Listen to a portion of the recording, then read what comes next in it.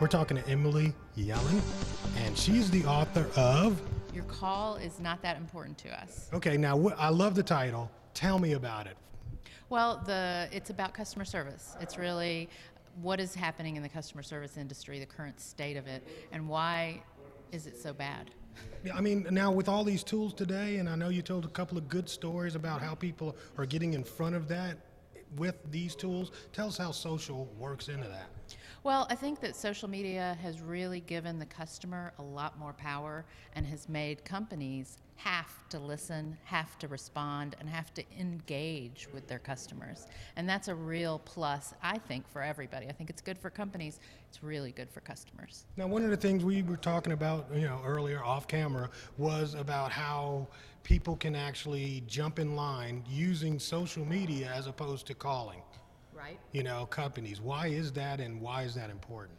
Well, again, I think social media has really given customers a voice that they never had before, and it's aggregated those voices. So you're not just one lone voice in the wilderness or, on a phone line in India.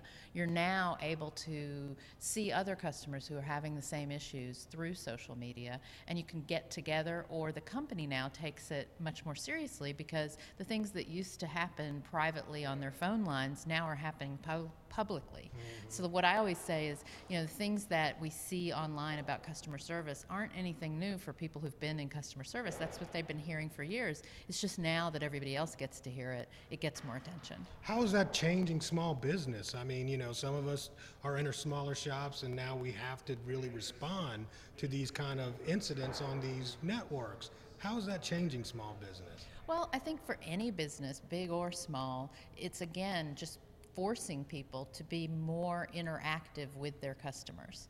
And I think ultimately, while sometimes it can feel like a burden to a business person, it's ultimately a good thing because it's really, it plays into all aspects of your business if you're listening to your customers and you're recognizing what they're saying, good or bad, and really taking it and trying to do something with that information. If you ignore it, that's at your own peril.